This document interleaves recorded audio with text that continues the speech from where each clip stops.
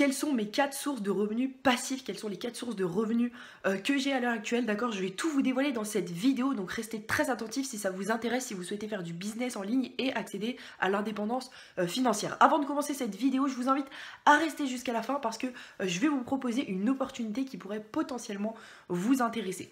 Donc, quel est le premier business que j'ai lancé? Donc, il faut savoir que j'ai découvert, entre guillemets, le monde de l'entrepreneuriat à l'âge de 15 ans. Et c'est à 16 ans que j'ai lancé mon premier business. Et donc, c'était un business d'e-book sur Amazon. Donc, Amazon, il y a le site qui s'appelle Amazon Kindle Direct Publishing, qui est une plateforme d'auto-édition, c'est-à-dire que vous publiez vos e-books, vos livres numériques, d'accord, sous Word.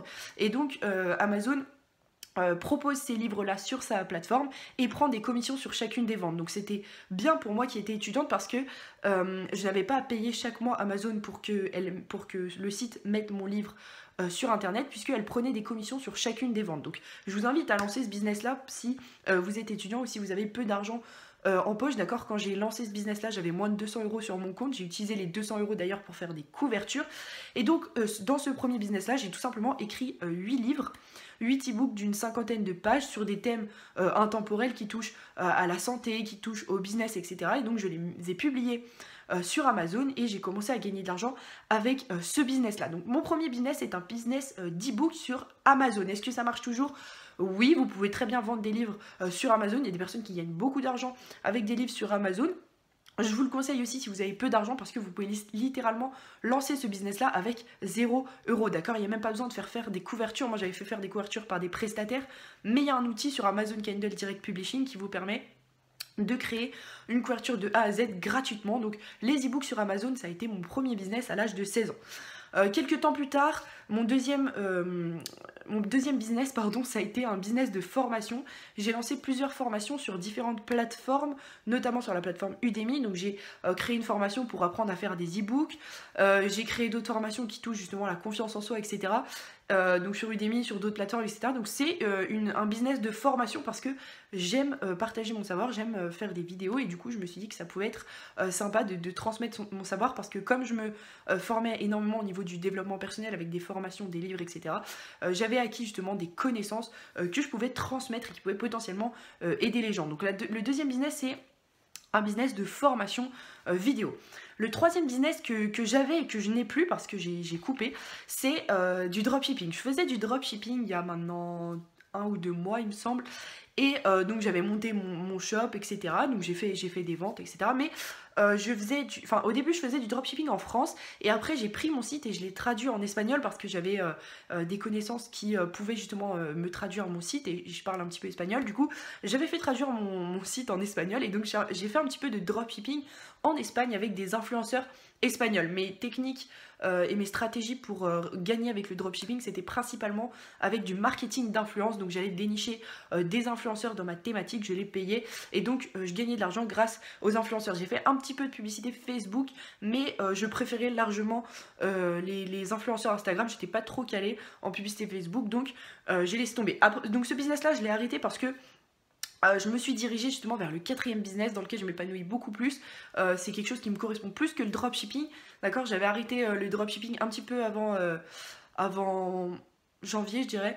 Et du coup, j'ai arrêté le dropshipping parce que ça me plaisait plus trop. Enfin, j'aimais bien, etc. Mais je préférais faire des vidéos.